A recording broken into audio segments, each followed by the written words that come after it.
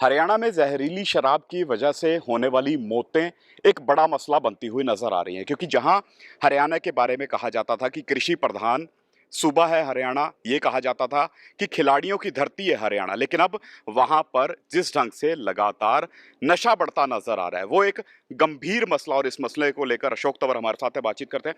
तंवर साहब, किस तरह से देखते हैं हरियाणा, जिसको कृषि प्रधान सूबा कहा जाता था, जिसके बारे में ये कहा जाता था कि यहाँ के खिलाड़ी जब किसी कंपटीशन में जाते हैं तो वहां से मेडल जीत के आते हैं, लेकिन वहां की युवा पीढ़ी जो है नशे की गर्त में जाती नजर आ रही है। हाल ही में जो मौतें हुई हैं जहरीली शराब की वजह से, वो एक बड़ा मसला बनती हुई नजर आ रही है। और जिस ढंग से ये कहा जा रहा है कि पहले पंजाब को कहा जाता था कि ये उड़ता पंजाब हो गया, अब वो सुधरता नजर आ रहा है, लेकिन अब हरियाणा जो है वो नशे का अहम केंद्र बनता नजर आ रहा है।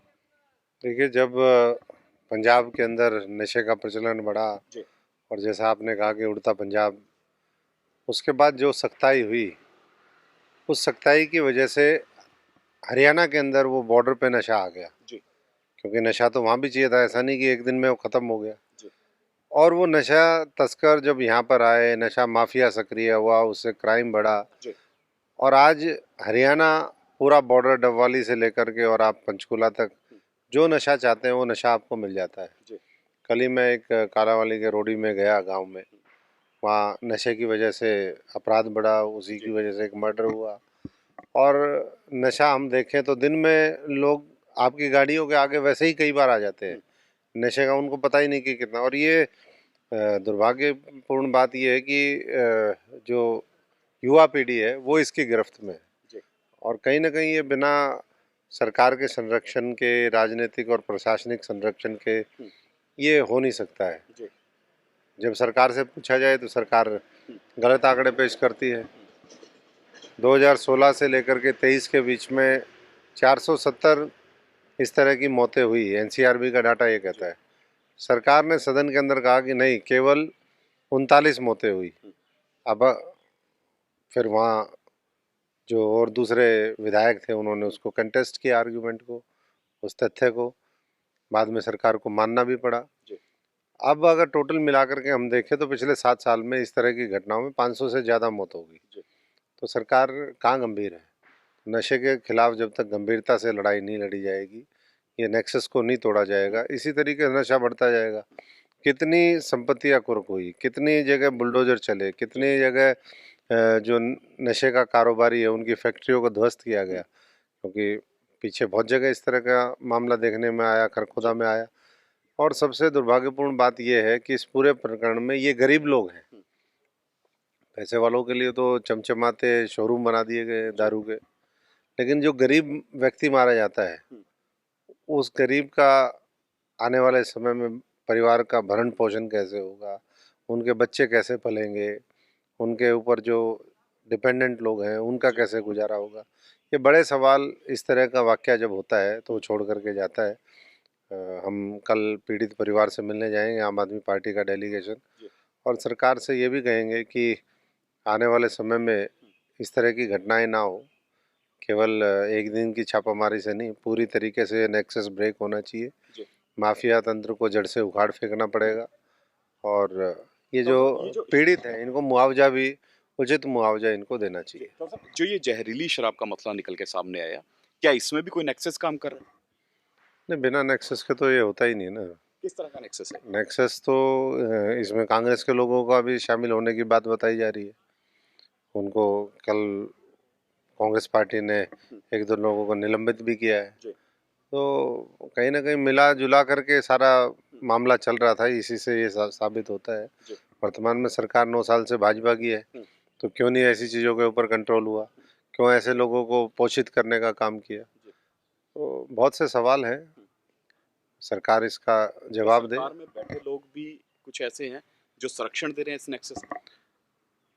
अब कौन है प्रत्यक्ष अप्रत्यक्ष तौर पे, ये तो सरकार की जिम्मेदारी है। जो चीज़ें हमें पता चलेगी वो हम जी। जनता के बीच में आप किस तरह से देखते हैं हरियाणा की स्थिति रखेंगे। इस वक्त कैसी है? नहीं, हरियाणा का बिल्कुल जो है विस्फोटक स्थिति है हरियाणा की। क्योंकि ये तो बारूद का ढेर है। जी। इस पे युवा पीढ़ी आज चल रही है, बैठी है। तो कभी भी इसके जो परिणाम है वो अब खेलों का देख लीजिए, जी। पढ़ाई का देख लीजिए, ये सारी चीज़ें प्रभावित होती है। लोग जो फौज में जाते थे, वैसे तो अग्निवीर लिया है तो वैसे ही फौज में जी। भर्तियाँ नहीं हो रही। तो कैसे सीमाओं की रक्षा होगी, कैसे हमारे देश की रक्षा होगी अगर युवा पीढ़ी नशे की तरफ चली जाएगी जी। और कलम उड़ता जाएँगे। हरियाणा की स्थिति बन गई क्या? उड़ता हरियाणा बिल्कुल उड़ता है। ये पंजाब से अब कम नहीं है। उस समय का जो पंजाब था, हुँ। जब उड़ता पंजाब बोल रहे थे, आज जी। उससे भयावह स्थिति हरियाणा के अंदर है। केवल वो परत हटाने की आवश्यकता है। अगर सरकार सूक्ष्म तरीके से देखेगी, जी। परत हटाना शुरू करेगी, हुँ। तो सरकार को खुद भी पता चलेगा और ऐसा नहीं कि नहीं पता होगा। हुँ। जब हमारे जैसे लोगों को पता है, जी। तो सरकार के पास तो तो तंत्र आप पूरा आप है। या आपकी पार्टी को रणनीति लेकर चल रही है कि इस नेक्सस का भंडाफोड़ किया जाए? नहीं, नेक्सस के खिलाफ हमारा आम आदमी पार्टी का तो शुरू से न रहा है। चाहे वो पंजाब का मामला हो, उस समय जी। भी नशे के खिलाफ पूरी मुहिम छेड़ी, लड़ाई हुँ, लड़ी हुँ, हुँ। और आज आने के बाद स्थिति को कंट्रोल में रखा। हुँ। नशे को आगे जी। बढ़ने नहीं दिया। हुँ। उसको कैसे और कम किया जाए, हुँ। समाप्त किया जाए, उस तरफ सरकार की योजना हुँ। है। तो ऐसे ही आने वाले समय में हरियाणा के अंदर भी जी। हम इसको मुख्य मुद्दा भी बनाएँगे हुँ। और जनता के बीच में जाकर डॉक्टर के साहब जब इस उन तरह का तमाम ताकतों को एक्सपोज़ करेंगे जो इस नशे के पीछे हाँ, डॉक्टर साहब जब इस तरह का कोई मसला आता है तो फिर पंजाब में जो हालात थे उसको लेकर पंजाब की भगवंत मान सरकार को टारगेट कर दिया जाता है। दिल्ली की आपकी लीडरशिप को टारगेट कर दिया जाता है। यानी राजनीतिक मसला इसको बना दिया जाता है बनिस्बत इसका हल हो जाए। हल की ज़्यादा ज़रूरत है, युवाओं को रोज़गार के साधन ज़्यादा मुहैया करवाने की ज़रूरत है ताकि वो नशे की गर्त से बाहर निकल सके। आप किस तरह से देखते हैं? क्योंकि अभी आप अगर इस मसले को लेकर यहाँ पर आए हैं, तो आने वाले दिनों में ये लाज़मी है कि इस पर सियासत ज़रूर होती नज़र आएगी। नहीं, ये रोज़गार तो बाद में आएगा। हुँ। पहले तो बच्चों को पढ़ाना पड़ेगा। जी। तो आज शिक्षा के ऊपर जोर देने की आवश्यकता है। हुँ। हर बच्चा पढ़ना चाहता है, जी। हर माँ-बाप उसको अच्छे से पढ़ाना चाहता है। जी। लेकिन जब परिस्थितियाँ बदलती हैं, हुँ। तब उनको मजबूर होना पड़ता है कि वो कोई दूसरा कदम उठाए। जी। कोई नशे की तरफ जाता है, कोई क्राइम की तरफ चला जाता है, कोई दोनों मिला कर के उसको लेके आगे चलता है। तो ऐसे में मैं समझता हूँ कि कलेक्टिव रिस्पॉन्सिबिलिटी हो जाएगी। कलेक्टिव रिस्पॉन्सिबिलिटी के तहत भी हमें काम करना चाहिए और इसको एक जनहित का मुद्दा बनाना चाहिए। ये सबकी ज़िम्मेदारी किसी एक के बिल्कुल। करने से कोई पॉलिटिकल पार्टी सोच लेगी कि हम ही केवल कर देंगे। जब तक इसमें समावेशी हमारा जो पूरी सोच है, वो नहीं होगी तब तक इसका समाधान नहीं हो सकता। तो मिल कर के पार्टियों को सुनिश्चित करना चाहिए। ना केवल ये, बहुत से ऐसे मुद्दे हैं जिसके ऊपर सबके सहयोग की आवश्यकता है और हर मुद्दे पे अगर हम राजनीति करते रहेंगे तो देश हम लगता है नशे को आगे। लेकर ऑल पार्टी मीटिंग हो जाए। नहीं, ऑल पार्टी मीटिंग भी होनी चाहिए और सरकार को इसमें पहल करनी चाहिए। सरकार हम ये भी नहीं कहते कि बिल्कुल कोशिश नहीं कर रही, लेकिन जिस तरीके की कोशिश होनी चाहिए हुँ। नशे को जड़ से उखाड़ने के लिए, जी। वो अभी तक उसके सार्थक परिणाम नहीं आए हैं। वो सार्थक परिणाम तब आएँगे जब और मजबूत कोशिश होगी और निरंतर होगी। केवल घटनाएँ घट जाएँ, उसके बाद हम 1-2 बार उसके ऊपर चर्चा करें, हुँ।